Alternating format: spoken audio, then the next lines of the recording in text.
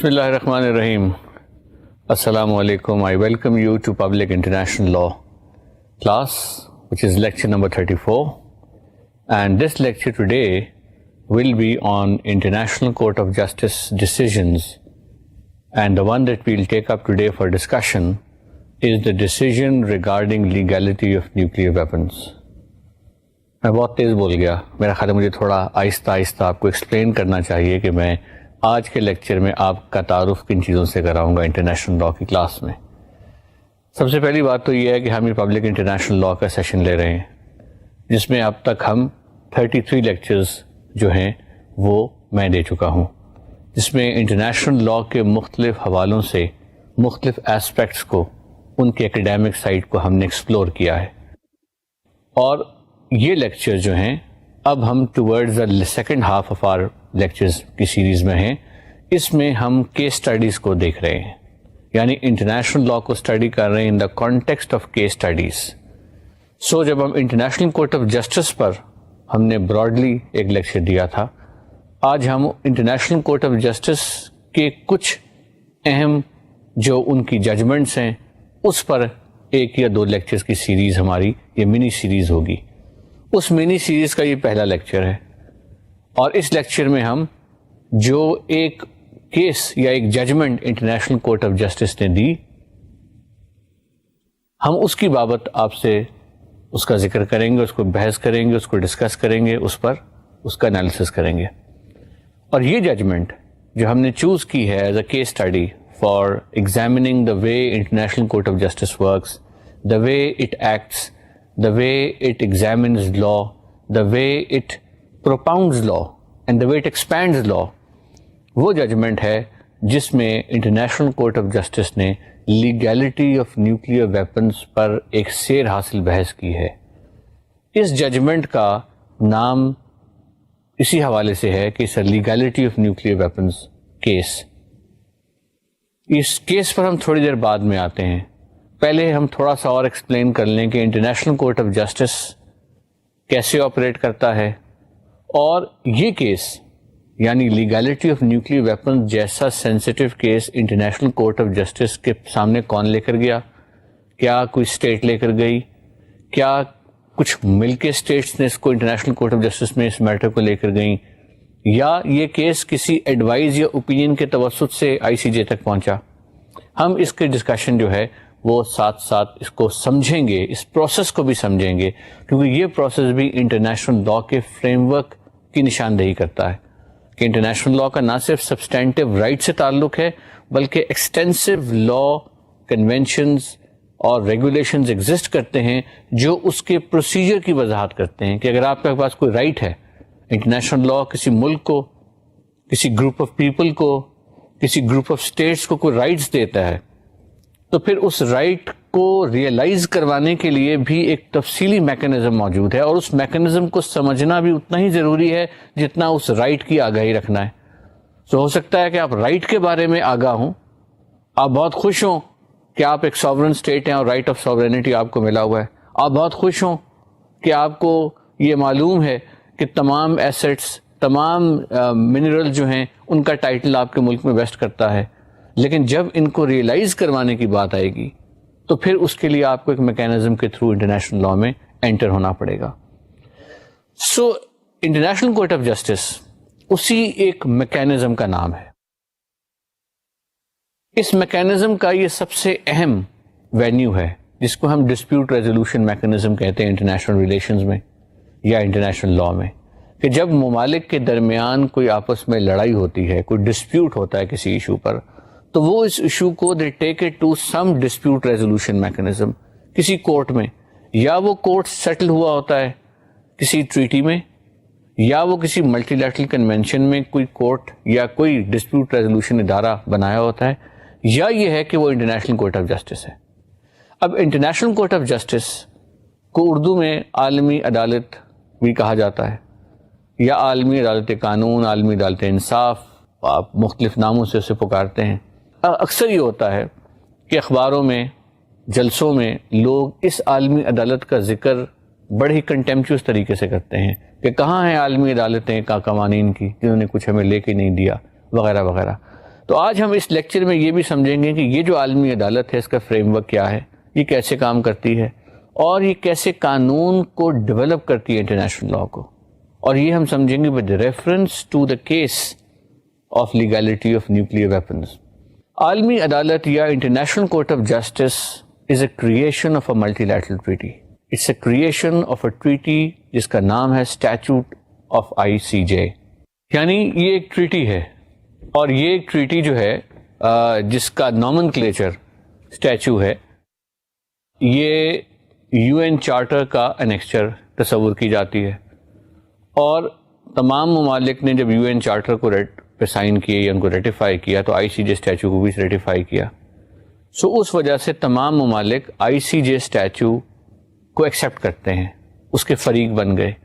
لیکن یہاں فریق بننے کا مطلب یہ نہیں ہے کہ جب ایک ملک کو کوئی تکلیف ہو, کوئی شکایت ہو, تو وہ شکایت کو ICJ میں بطور کیس فائل کرے اور ICJ فوراً نوٹس ایشو کرے گا. نہیں, ICJ اس طرح سے آپریٹ نہیں کرتا, یا ورلڈ کورٹ اس طرح سے آپریٹ, اس کا دوسرا نام ورلڈ کورٹ, اس طرح سے آپریٹ نہیں کرتا, یا کسی ہماری لوکل کورٹ کی طرح. It does not operate like that, that you file a petition or a plaint and the court will be duty bound to issue notice to the other party will be duty bound to appear and respond to your plaint or your complaint as the case may be. That's not the way ICJ operates. ICJ jurisdiction is extremely restricted. یعنی ICJ کی جو statue ہے اس میں جو الفاظ استعمال ہوئے, جو کچھ لکھا گیا, اگر آپ ان کو غور سے دیکھیں اور پڑھیں تو آپ کو یہ اندازہ ہوگا کہ اس میں ایک بنیادی چیز یہ ہے کہ جب کوئی اسٹیٹ اپنی شکایت دوسری اسٹیٹ کے خلاف لے کے جاتی ہے ICJ میں, تو دوسری اسٹیٹ جب تک رضامند نہیں ہوگی کہ یہ کیس سنا جائے, اس وقت تک اس پر کوئی ذمہ داری نہیں ہے, یا اس کیس کو پھر سنا بھی نہیں جا سکتا. In other words, a case cannot be entertained on a singular will of one state. A case cannot be filed in the court only if one state is asking for it, and the other state against whom it wants to obtain an opinion or wants to obtain a judgment against is not prepared. یہ تو ہو گیا metre. یہی وجہ ہے کہ international court of justice کے سامنے بہت کم مقدمات گئے ہیں. یعنی مقدمات کی تعداد اتنی کم ہے کہ آپ حیران ہو جائیں گے. میرا خیال ہے 115-116 cases supreme international court of justice نے ڈیسائیڈ کیے ہیں, اور یہ ڈیسیجنز جو ہیں, یہ ڈیسیجنز بھی بڑی مشکل سے, بڑی ڈیٹیلڈ ایگزامینیشن آف فیکٹس وغیرہ کے بعد آئے ہیں. جبکہ ہمارے ہاں جو لاہور کا سول کورٹ ہے, اس کے سول جج کے پاس روزانہ جو کیسز لگے ہیں وہ غالباً تقریباً اتنے ہوتے ہیں جتنے 60 سال میں ICJ نے ڈیسائیڈ کیے. سو اس کو ہم چھوڑتے ہیں. مگر زیادہ امپورٹنٹ بات یہ ہے کہ یہ ڈیسیجنز جو ICJ کرتا ہے, جو 115-116 ڈیسیجنز ICJ نے کی ہیں, most of these cases or these decisions have become sources of international law because of the quality of reasoning, because of the fact that the ICJ judges are the most experienced international lawyers in the world, and because these people who are appointed as judges were in their own right brilliant international lawyers of their time. So when they all put together their wisdom on a certain issue relating to international law and bring out an authoritative pronouncement, it becomes a very important source of international law. It becomes a very exercise based on great sanctity of law. So اس لیے ICJ کی judgements جو ہیں ان کو آپ بہت آسانی سے ایک طرف نہیں کر سکتے یہ کہہ کر کہ ICJ کی ججمنٹ ہے, بلکہ اس کی فنی ویلیو, اس کی لیگل ویلیو, اس کی جورسپروڈنشل ویلیو بہت زیادہ ہوتی ہے. یہ جو 115 کیسز ہیں یا 116 ہیں غالباً, ان کیسز میں سے کئی کیسز ایسے ہیں جو اسٹیٹس کی بجائے ایڈوائزری اوپینین کا کیریکٹر رکھتے ہیں. اب آپ پوچھیں گے ایڈوائزری اوپینین سے کیا مراد ہے؟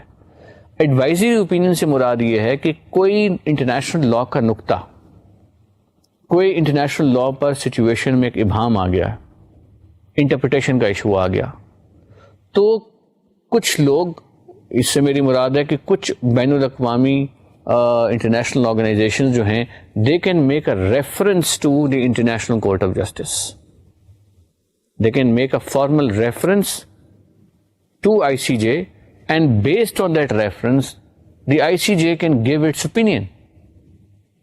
آپ نے اگر پاکستان کا آئین پڑھا ہے, پاکستان کے آئین میں بھی ایسی دستاویز, ایسی پروویژنز ہیں جہاں پر کہ سپریم کورٹ سے انٹرپریٹیشن کے پوائنٹ آف ویو سے ایڈوائزری اوپینین لیا جا سکتا ہے.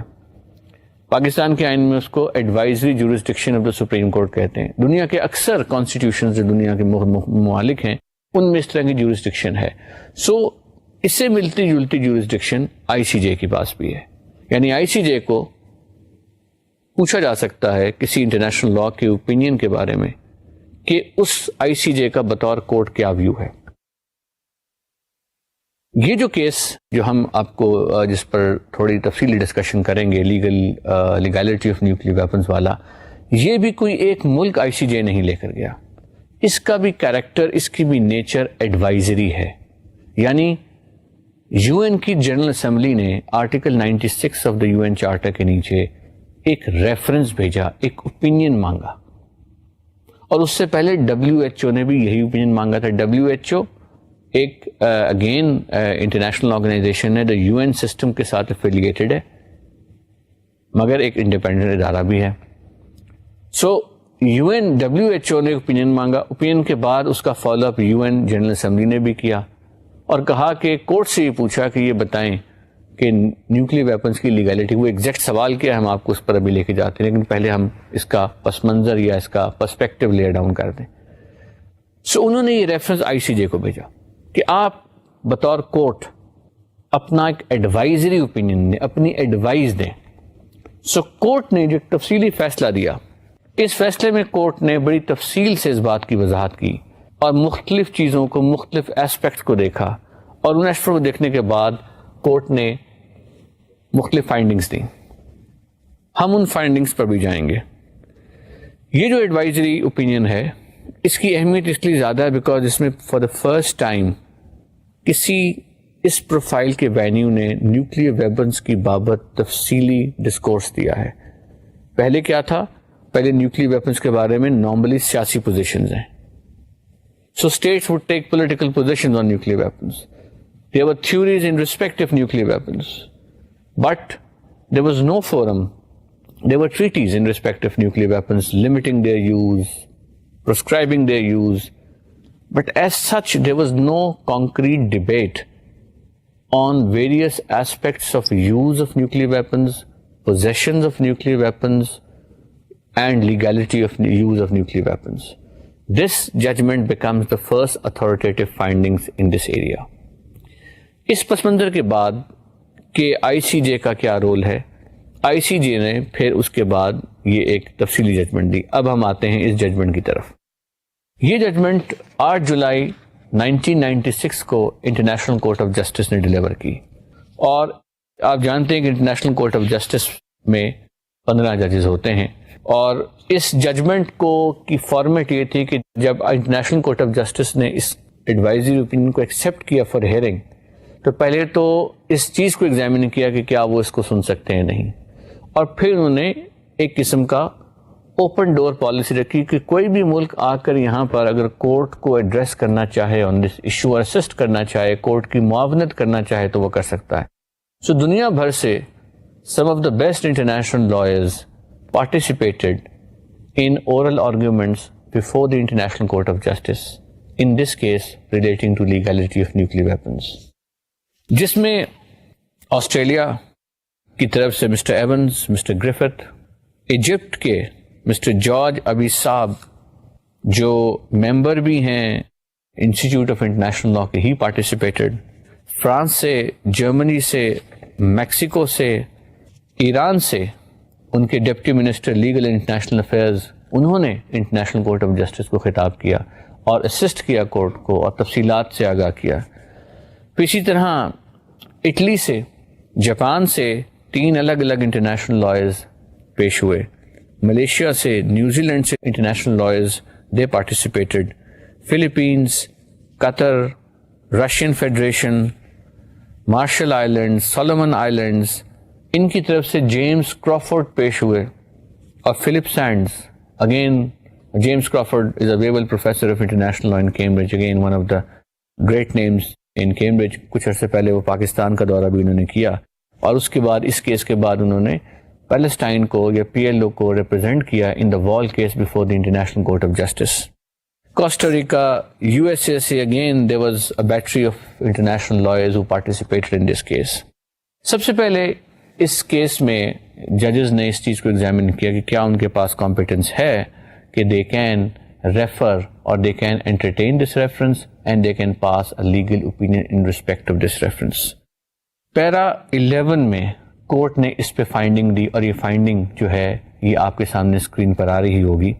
Article 11 has specifically provided it with a competence to consider the general principles in the maintenance of international peace and security, including principles governing disarmament and regulations of armaments. Lastly, according to Article 13, the General Assembly shall initiate studies and make recommendations for the purpose of encouraging the progressive development of international law and its codifications. اس کے بعد court نے بقیہ elements کو examine کرنا شروع کیا اور ہم اس تمام ایلیمنٹس کی تفصیل میں نہیں جائیں گے. ہم ڈائریکٹلی جو ہے اس پروویژن پہ آتے ہیں جہاں کورٹ نے اس کے میرٹس کے اوپر ڈسکشن شروع کی. اور کورٹ نے سب سے پہلے جس رائٹ کو ایگزامن کیا وہ تھا رائٹ ٹو لائف. اور کورٹ کا یہ خیال تھا کہ international covenant on civil and political rights, یعنی کورٹ نے یہ دیکھنا چاہا کہ یوز آف نیوکلیئر ویپنز یا لیگیلٹی آف دیئر یوز جو ہے اس میں کون کون سے انٹرنیشنل لا کے رائٹس جو ہیں سیکریفائز ہوتے ہیں. کورٹ نے اس سلسلے میں international covenant on civil and political rights کا ریفرنس دیا. کووننٹ کیا ہے؟ ہیومن رائٹس ہم نے آپ کو بتایا تھا. کووننٹ سے مراد ایک ٹریٹی ہے جو ہیومن رائٹس کو یونیورسلی ان کو ڈاکیومنٹ کر دیتی ہے. اب اس میں چونکہ ایک اسپیسیفک رائٹ ہے اس کے آرٹیکل 6 میں جو کورٹ نے اپنی ججمنٹ کے پیرا 24 میں ریپروڈیوس کیا، اور وہ رائٹ ہے every human being has the inherent right to life. This right shall be protected by law. No one shall be arbitrarily deprived of this right. Court نے پھر یہ بھی ہولڈ کیا کہ کووننٹ یعنی ہیومن رائٹ کی اس treaty کا effect ختم نہیں ہوتا in a situation of an armed conflict. اور کورٹ نے یہ الفاظ استعمال کیے جو آپ کے سامنے اسکرین پر ہیں. کہ کورٹ کا ججمنٹ کا پیراگراف نمبر 25 ہے. The court observes that the protection of the international covenant of civil and political rights does not ceases in times of war, except by operation of Article 4 of the covenant, whereby certain provisions may be derogated from in a time of national emergency. So court کا یہ view تھا کہ جب emergency لگ جاتی ہے یا کسی ملک میں کوئی ایمرجنسی کی سچویشن ہو جاتی ہے تو اس صورت میں اس آرٹیکل کی آپریشن رک جاتی ہے. بٹ ادر دین دیٹ اس آرٹیکل کی جنرل پروٹیکشن جو ہے رائٹ ٹو لائف کی وہ اویلیبل رہتی ہے. اس کو میں آپ کو تھوڑا سا اسی طرح ایکسپلین کروں گا کہ جس طرح کسی بھی ملک کے آئین میں ایمرجنسی کی پروویژنز جب ہوتی ہیں تو اس میں فنڈامنٹل رائٹس بھی آبویسلی ہوتے ہیں ہر ملک کے آئین میں. جب ایمرجنسی لگتی ہے تو فنڈامنٹل رائٹس سسپینڈ ہو جاتے ہیں. اور اسی طرح جب کسی بھی ملک کے آئین کے تحت انڈیا میں بھی یہی ہے، آسٹریلیا میں بھی یہی ہے، پاکستان میں بھی یہی ہے، آپ ملٹری فورسز کو کال اپون کرتے ہیں to come in the aid of civil power تو وہ آ جاتی ہیں. جب وہ آتی ہیں تو عموماً فنڈامنٹل رائٹس یعنی وہ رائٹس جو کووننٹ سول رائٹس کی طرح کے ہیں وہ ایکشنیبل نہیں رہتے یا ان کی داد رسید تھرو میکینزم آف کورٹ اس وقت تک سسپینڈ ہو جاتی ہے. So retention of a right is one thing, actionability of a right is another issue. You cannot make a cause of action the right which is already suspended by virtue of an emergency or by virtue of a certain situation similar to the emergency itself. اس کے بعد court نے یہ کہا کہ environment سے related یعنی آئی سی جے کی judgment نے یا کورٹ نے یہ ہولڈ کیا کہ انوائرمنٹ پر چونکہ there are adverse consequences of the use of nuclear weapons on environment, therefore environment per se جو ہے وہ خراب ہوتی ہے.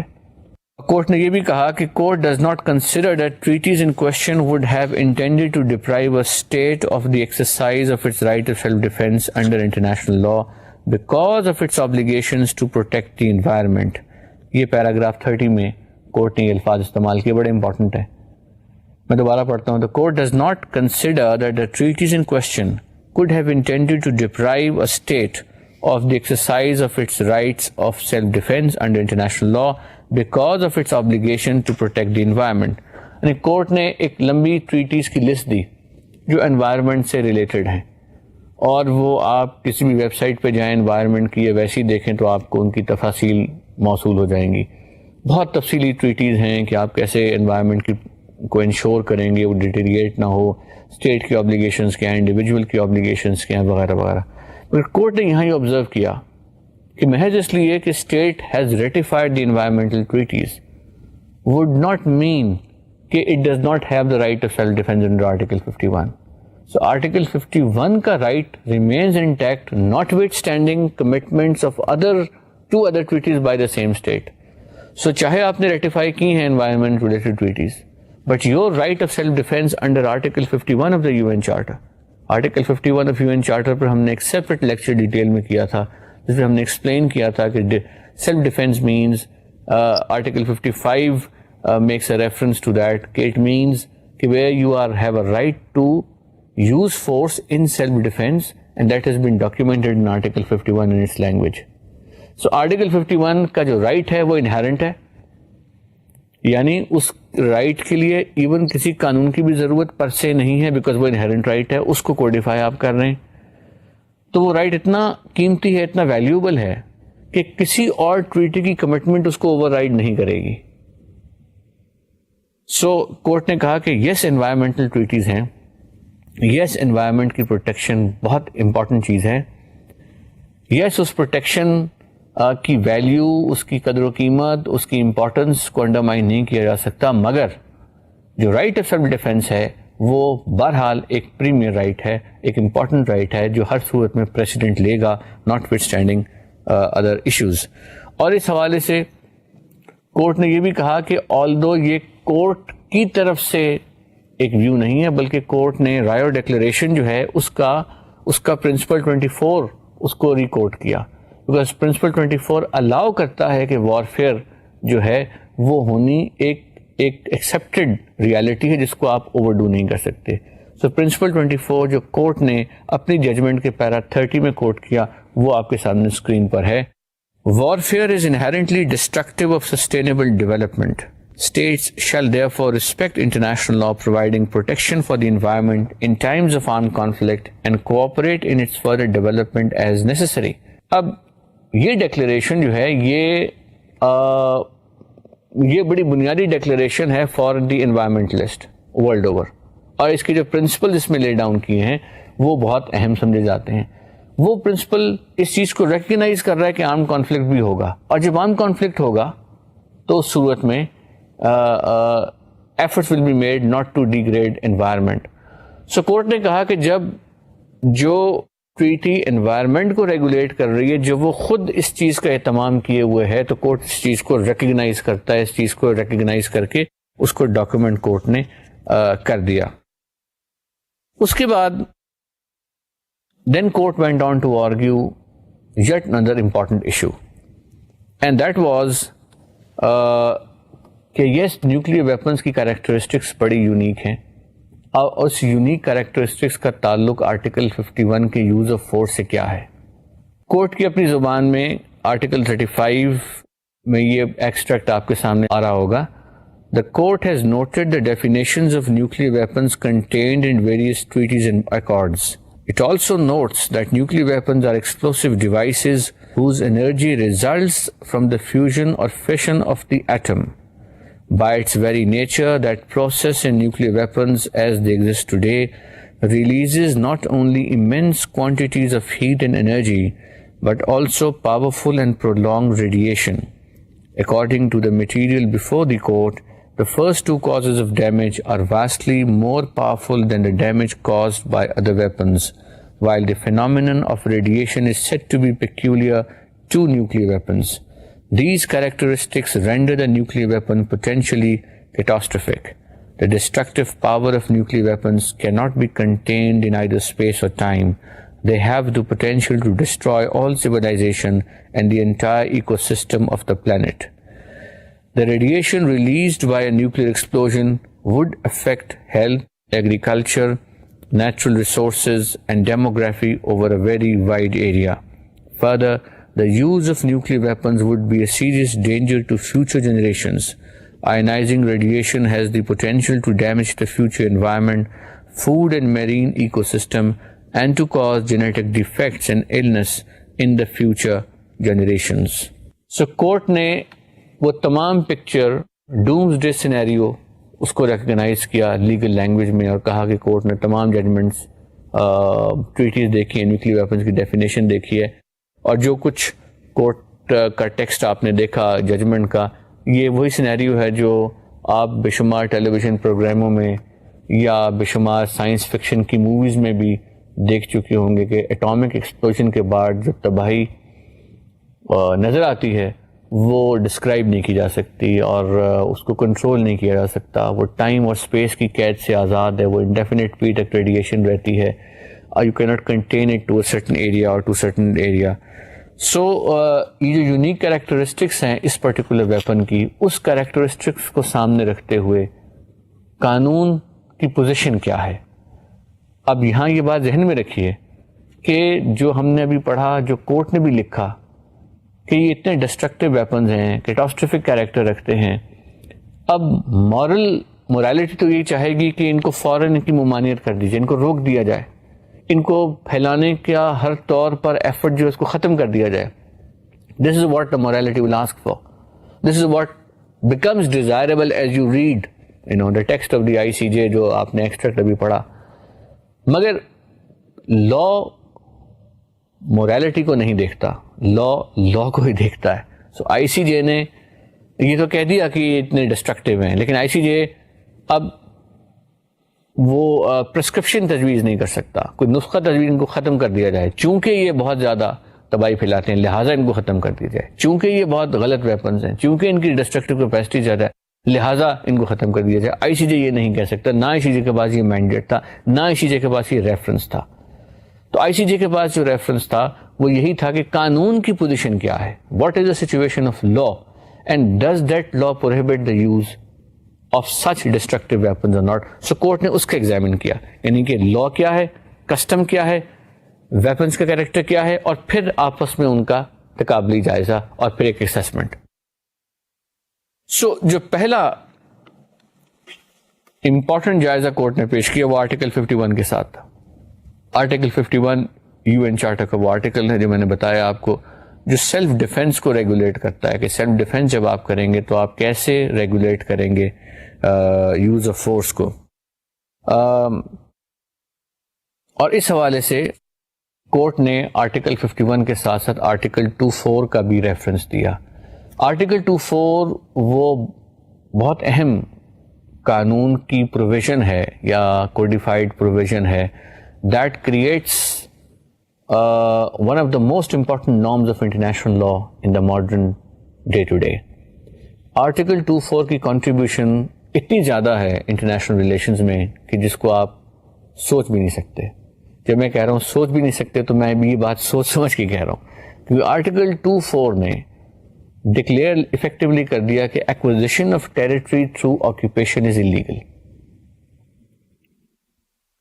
اس کا امپیکٹ کیا ہے؟ اس کا امپیکٹ یہ ہے کہ UN چارٹر سے پہلے جتنا بھی ٹیک اوور تھا, آپ ملکوں کی سرحدیں پھیلا رہے ہیں. سکندر اعظم کے بارے میں آپ پڑھتے ہیں کہ وہ ایک ملک کو فتح کیا, دوسرے ملک کو فتح کیا, تیسرے ملک کو سلطنت وہاں سے وہاں پھیل گئی. چنگیز خان نے اپنی سلطنت کہاں سے کہاں پھیلاتا ہوا یہاں تک آ گیا. اکبر اعظم نے اپنی سلطنت کو پورے ہندوستان سب کانٹیننٹ میں پھیلا دیا.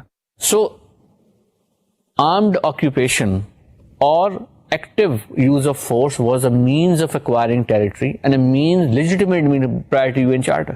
لیکن Article 24 نے کیا کہا کہ all members shall refrain in the international relations from the threat or use of force against the territorial integrity or political independence of any state or in any other manner inconsistent with the purpose of the UN. یہ 3 لائنیں جو ہیں ان کی وجہ سے اب اگر آپ کوئی ٹیریٹری ایکوائر کرتے ہیں being a member of UN تو that قبضہ is technically illegal. And you can never mature title because of your قبضہ, because of your possession. So therefore, جب تک UN چارٹر ہے اور جب تک اس کی امپلیمنٹیشن ہے تو سکندر اعظم والا ایکشن دوبارہ نہیں ہو سکے گا, اور کوئی اور ملک جو ہے اس کو بھی یہ لیگل رائٹ نہیں ہوگا کسی دوسرے ملک پہ قبضہ کر لے. ابھی بھی آپ دیکھتے ہیں کچھ ممالک بے تحاشا طاقتور ہیں, کچھ ممالک بہت چھوٹے ہیں, کچھ اتنے چھوٹے ہیں کہ بالکل شہروں سے بھی چھوٹے ہیں. سو مگر ان پہ کوئی حملہ نہیں کرتا, کوئی قبضہ نہیں کرتا. اس کی وجہ آرٹیکل 24 جو میں نے آپ کے سامنے پڑھا. سو international court of justice article 24 کو سامنے رکھتا ہے, آرٹیکل 51 کو سامنے رکھتا ہے, اور اس کے بعد پھر یہ آرگیو کرتا ہے کہ کیا یوز آف فورس جو ہے کسی ملک کے خلاف اگر اس میں نیوکلیئر ویپنری بھی شامل ہے تو وہ اللیگل ہے یا نہیں ہے. And it's paragraph 41 ICJ says the submission of the exercise of the right of self-defense to the conditions of necessity and proportionality is a rule of customary law. In other words, آپ کا right of self-defense in terms of Article 51 is an open-ended right. It is not curtailed merely because you have nuclear weapons. And likewise, the question whether the possession of nuclear weapons constitutes an act of threat of use of force was also examined by the ICJ. And they came to a conclusion that no. Although they are in a state of readiness, they may be, if they are manufactured, they are there, it means they will be used. But the mere fact that they are likely to be used will not constitute a threat of the use of nuclear weapons in terms of Article 2(4). However, there have been some advanced arguments post-judgment scenario. And one such scenario was, if NATO forces are to deliver a nuclear weapon and that nuclear weapons or few nuclear weapons are then taken or are somewhere in Europe close to the command of the NATO forces. Now you are not using it, but you have shifted a nuclear weapon to a NATO command. What does that mean? Will that constitute a use of force or a threat of use of force or not? But your argument is after the judgment itself. This was not used in the judgment as such. Okay, coming back to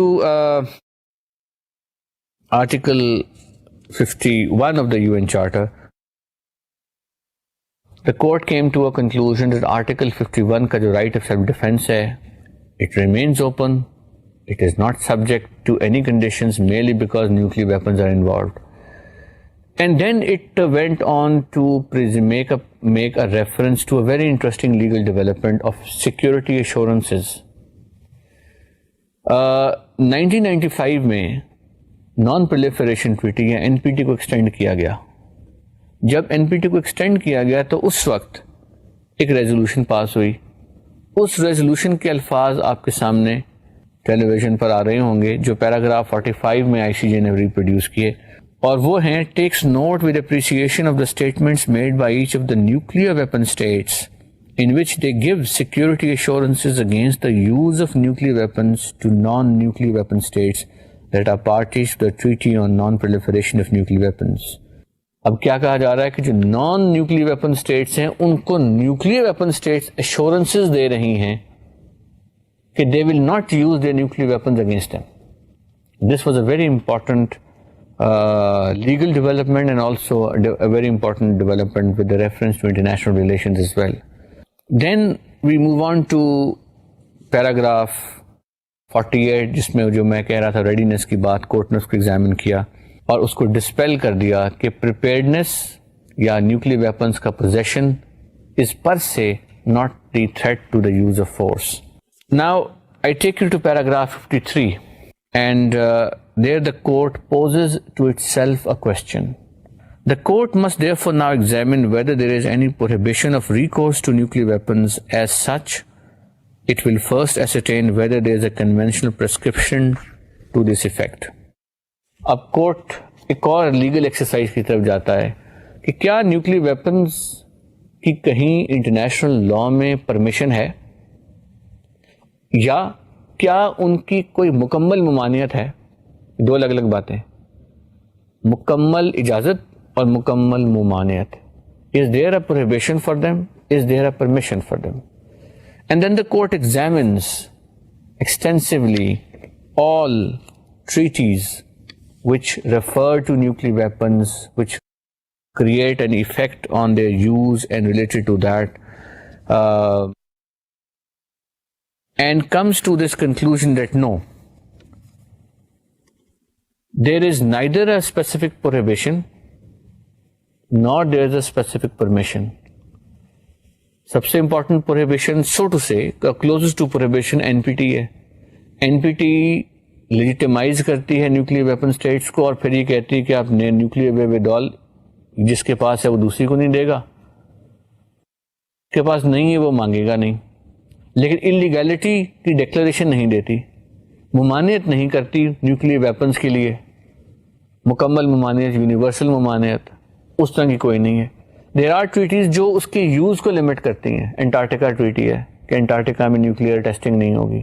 there are treaties جو nuclear tests کے خلاف restrictions create کرتی ہیں کہ اس zone میں nuclear testing نہیں ہوگی. But as سچ کوئی انٹرنیشنل ٹریٹی ایگزسٹ نہیں کرتی that creates a direct prohibition of nuclear weapons. Neither there exists a treaty which creates direct permission for nuclear weapons. So the legal status is that the court came to this finding, we will come to that finding specifically, جس میں court نے کہا کہ we cannot ascertain if there is an outright prohibition. So retention of nuclear weapons is not an illegal act. Retention of nuclear weapons is per se not an illegal act. Retention of nuclear or acquisition of nuclear weapons by those who are under the NPT umbrella will become an illegal act by virtue of their being a party to NPT. So اگر کوئی NPT کا party ہے, non proliferation treaty کس نے ratify کی ہوئی کسی ملک نے, اور وہ نیوکلیئر ویپن رکھنا چاہتا ہے تو وہ ممانعت کے زمرے میں آ جائے گا. But as such nuclear weapons itself کے اوپر جو ہے وہ ممانعت نہیں ہے. کورٹ آلسو ڈسکسڈ کہ اگر ٹریٹی میں کوئی ممانعت نہیں, کسی ٹریٹی میں کوئی ایسی ٹریٹی آپ کو لکھی ہوئی نہیں ملے گی کہ آپ اس کو اٹھائیں, اس میں لکھا ہو کہ نیوکلیئر ویپنز آر انلیگل اور نیوکلیئر ویپنز کی ناٹ بی ایکوائرڈ اور nuclear weapons must be used. نہ یہ لکھا ہوا ہے کہ یوز, نہ یہ لکھا ہوا ہے کہ ایکوائر ممانعت ہے. پھر کورٹ نے کہا اگر ٹریٹی میں نہیں ہے تو پھر ہم دوسرا منبع آف انٹرنیشنل لا جو ہے وہ کسٹمز ہے, اس میں ڈھونڈتے ہیں کہ کیا اسٹیٹس جو ہیں کسٹم کیا ایوالو کرتا رہا. اب کسٹم کے لیے مختلف اسٹیٹس نے کہا جی تمام اسٹیٹس نے یکمشت ہمیشہ ریجیکٹ کیا ہے یوز آف نیوکلیئر ویپن کو, یا میجورٹی آف اسٹیٹس نے ریجیکٹ کیا ہے, -5 nuclear power states. So the argument was that since states have been unanimously condemning nuclear weapons and their use, particularly their use کو تو جن کے پاس nuclear weapons ہے وہ بھی condemn کرتے رہے. So since condemnation has been universal in respect of use, therefore the argument was کہ custom evolve ہو گیا and that custom has the status and the strength of a law and therefore the court should rule that this has become there is a clear illegality existing in custom. It was an interesting argument and attractive argument because جو developed کا جو جن 5 ممالک کے پاس nuclear weapons ہیں وہ بھی یہ کہتے ہیں کہ نیوکلیئر ویپنز استعمال نہیں ہونے چاہیے, یہ اچھی چیز نہیں ہے, ان کا استعمال جو ہے وہ انوائرمنٹ کے لیے اچھا نہیں ہے, انسانوں کے لیے اچھا نہیں ہے, پراپرٹی کے لیے اچھا نہیں ہے, کسی ملک کے لیے بھی اچھا نہیں ہے, وہ بھی یہ کہتے ہیں. جن کے پاس نہیں ہے وہ تو کہتے ہی ہیں. تو کورٹ نے اور اس کے علاوہ کچھ یو این جنرل اسمبلی کی کچھ ریزولوشنز بھی تھیں. ان ریزولوشنز میں کچھ ریفرنسز تھے کہ نیوکلیئر ویپنز کو ختم کیا جائے گا اور ایفرٹ کی جائے گی وہ سب کے سب ختم ہو جائیں. تو کچھ ممالک نے, کچھ وکلاء نے اس چیز کو بھی آرگیو کیا کہ جی دیکھیے یہ یو این جنرل اسمبلی کی ریزولوشنز ہیں, ان ریزولوشن کی روشنی میں ہم یہ آرگیو کر سکتے ہیں کہ نیوکلیئر ویپن جو ہیں اس کے بارے میں ایک انلیگیلٹی کسٹم سے ڈیرائیو ہوتی نظر آ رہی ہے. کورٹ نے کہا کہ سوری, نیوکلیئر ویپنز کے بارے میں ایک پوزیشن لینا اور نیوکلیئر ویپنز ریٹین کرنا یہ دو الگ الگ باتیں. Custom is not what states say, custom is what states do. The action of the states constitutes custom. Their utterances have a contribution, but when their conduct is different from their utterance, their conduct will become the source of custom and not what they say. So court نے یہ کہا کہ ایک طرف وہ condemn تو کر رہے ہیں اس کے استعمال کو مگر ریٹین بھی کر رہے ہیں. 5 ممالک نے ان کو ریٹین کیا ہوا ہے, اس اسلحے کو ڈیولپ کر رہے ہیں, نیوکلیئر آرسنل کو پھیلا رہے ہیں, اس پہ ایڈوانسز کر رہے ہیں, اس پہ انویسٹمنٹس کر رہے ہیں. So what they are doing is different from what they are saying.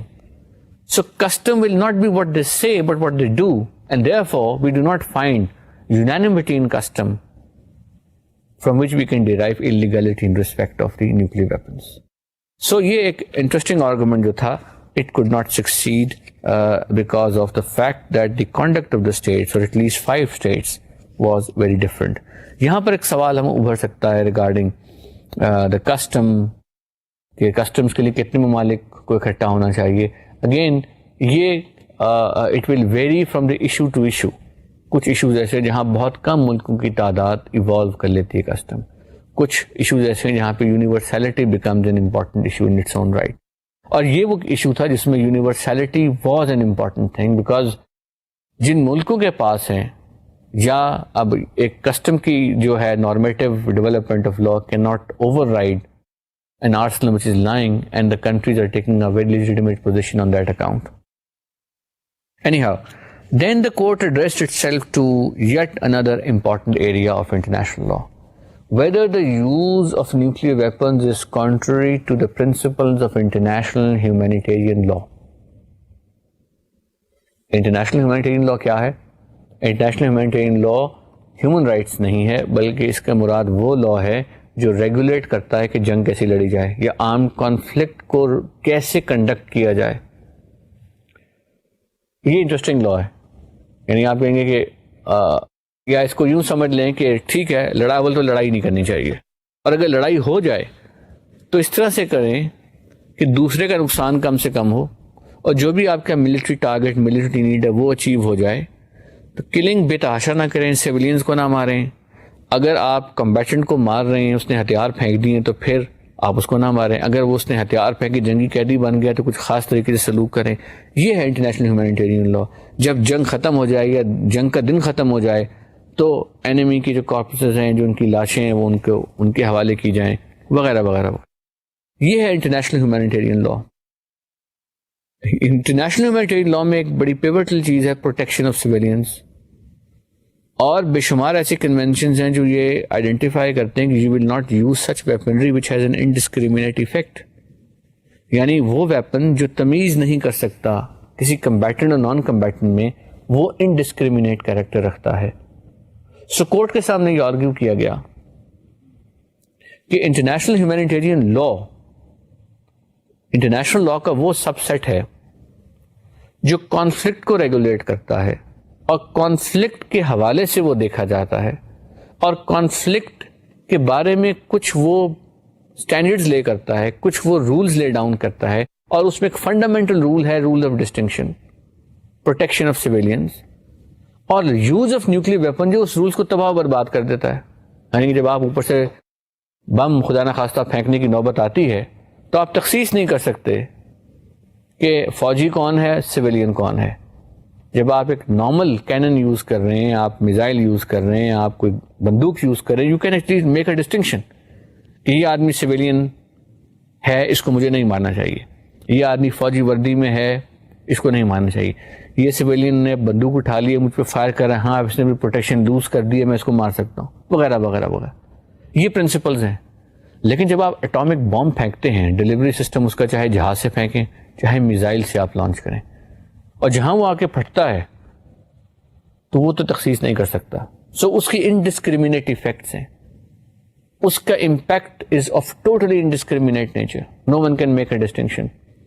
So the argument before the court was that the nature of nuclear weapon is such that it violates international humanitarian law. The court came to a conclusion that yes, this is correct, and it is in violation of international humanitarian law. I will not go into detail of the discussion relating to how this violation was further debated and discussed, and various references were provided to the court. But I will take you now almost to the last portion of the judgment itself, جس میں انہوں نے نتیجے اخذ کیے, اور اس سے پہلے انہوں نے یہاں تک بھی ڈسکس کیا کہ کچھ اسٹیٹس نے یہ پوزیشنز لی ہیں کہ لو ییلڈ ویپنز یا وہ ویپن جو ریسٹرکٹیڈ یوز کے ہوتے ہیں ہم ان کو استعمال کر سکتے ہیں, مگر کورٹ نے کہا کہ نہیں. اس سے بھی یہ چیز کلیئر نہیں ہوتی کہ یہ IHL کی وائلیشن ان سے بھی ہوتی ہمیں نظر آتی ہے. I will go to the finding of court کیا تھی. کورٹ نے سب سے پہلے یہ فائنڈنگ دی, یونانیمس سوائے ایک ووٹ خلاف گیا جسٹس اوڈا کا, جو جاپان کے جج ہیں, مینٹینیبلٹی کے ایشو پر. انہوں نے کہا کہ نہیں ہم یہ ایڈوائزری اوپینین دے سکتے ہیں. اس کے بعد کورٹ نے کہا, اور یہ پیرا 1052A آپ کے سامنے اسکرین پر آ رہا ہوگا, unanimously انہوں نے کہا there is neither customary nor conventional international law any specific authorization of the threat or use of nuclear weapons. وہ جو بات میں آپ کو کچھ دیر پہلے بتا رہا تھا کہ کوئی براہ راست آتھرائزیشن پرمیشن نہیں ہے. اور پھر کہا بی میں there is in neither customary nor conventional international law any comprehensive and universal prohibition of the threat or use of nuclear weapons as such.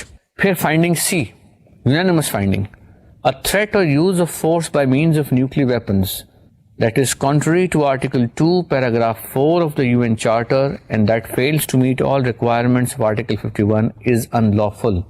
کہ use of force اگر آپ تھریٹ دیتے ہیں اور تھریٹ کا ہم کہ میں جی نیوکلیر ویپن کا استعمال سے ملک کے خلاف کروں گا تو یہ وائلیشن ہے آرٹیکل 24 کی, اور یہ اگر آرٹیکل 51 کے فریم ورک کو سیلف ڈیفینس کو نہیں فالو کرتا تو بھی وائلیشن ہے. یہ ایک بڑی یونانیمس اور امپورٹنٹ فائنڈنگ تھی.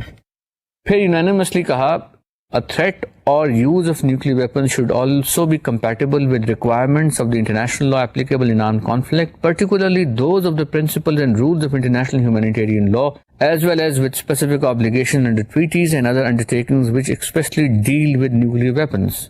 So یہ ڈائریکشن کورٹ نے effectively دی کہ ان کی compliance جو ہے use of nuclear weapons کی وہ international humanitarian law کے as much possible ہونی چاہیے.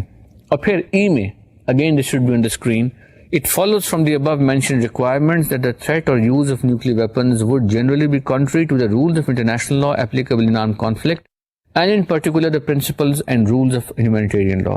However, in view of the current state of international law and of the elements of fact at its disposal, the court cannot conclude definitely whether the threat or use of nuclear weapons would be lawful or unlawful in an extreme circumstance of defense in which the very survival of the state would be at stake.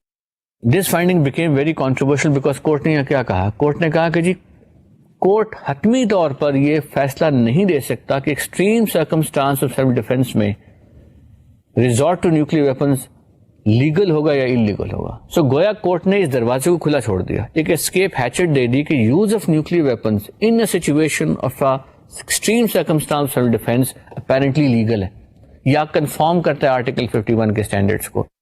Us finding سے بہت شور مچا academic circles میں. International lawyers were very critical of these findings and they said this finding by default has given advantage to three powers who stayed out of NPT, and these three powers were Pakistan, India and Israel, because they said all the other states were under the umbrella of NPT and therefore they had nowhere else to go.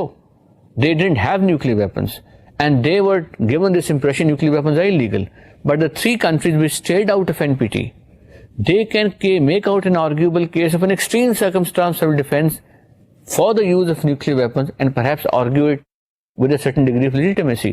So this finding was a subject of great debate amongst academicians and international lawyers all over the world, and that debate continues. Finally, the judgment of the International Court of Justice, or the decision or the advisory opinion, we shouldn't call it a decision, says there exists an obligation to pursue in good faith and bring to a conclusion negotiations leading to nuclear disarmament in all its aspects under strict and effective international control. یہ international court of justice نے جو ہے یہ نقطہ اٹھایا N P T سے. Non proliferation treaty میں ایک آرٹیکل ہے جو کہتا ہے کہ ایونچولی آلدو اس وقت جو نیوکلیر آرسنل ہے وہ 5 ممالک کے درمیان ہے, مگر یہ نیوکلیر آرسنل جو ہے یہ 5 ممالک کے درمیان ہے, مگر یہ گریجولی ٹوٹل ڈسارممنٹ کی طرف ہم جائیں گے اور ہم نیگوشیشنز گڈ فیتھ میں کریں گے کہ ٹوٹلی ڈسارم کر دیں پوری دنیا سے ایٹمک نیوکلیر ویپنز کو ختم کر دیں. سو اس پروویژن کے کانٹیکسٹ میں آئی سی جے نے کہا کہ یہ ایک آبلیگیشن ایگزسٹ کرتی ہے کہ گڈ فیتھ میں نیگوشیشنز کی جائیں leading to nuclear disarmament in all its aspect under strict and effective international control, کہ تمام ممالک نیگوسیشنز کریں, کوئی کمپریہنسو ٹریٹی وجود میں لائیں اور وغیرہ وغیرہ کریں. اس ججمنٹ کی ختم ہونے کے بعد یا اس ججمنٹ کے بعد ایونچولی پھر یہ ہوا کہ یو این جنرل اسمبلی نے ایک ریزولوشن پاس کی, کئی ریزولوشنز پاس کی, اور اب جو recent resolution UN general assembly کی ہے وہ جنوری 2006 کی ہے. غالباً اس کے بعد بھی ایک اور ریزولوشن آئی جس میں یو این جنرل اسمبلی نے یہ کہا کہ آپ یہ بتائیں, ممالک سے پوچھا ہے what are the steps being taken by various countries and states to implement the advisory opinion. In other words, اب implementation کے لیے تو آپ کے پاس ایک ہی پروویژن رہ جاتی ہے کہ ڈس آرمامنٹ کی negotiations to conduct them in good faith. So therefore, the ICJ judgment creates an impact. It creates a serious improvement in the jurisprudence of nuclear weapons and also international law in this area. This is not the last word, of course, in the area of nuclear weapons. This debate will go on. But however, this judgment does provide some clear framework of how that debate should go on in a constructive sense and how legal issues need to be handled or tackled. Lastly, I would just like to say that this case will give you some idea of the nature of the way, nature in which the ICJ works, the nature in which it advances various legal issues and it settles various legal propositions. The proposition which came before it was the proposition which came for the first time before any authentic forum, and after that, after this judgment, this proposition has become more clear. Of course, it does not resolve anything, it does not conclusively decide it, but it does at least flag several important points, and from here onwards, discussion will go on. But this will enable us to understand the way ICJ functions in its advisory capacity. Thank you very much.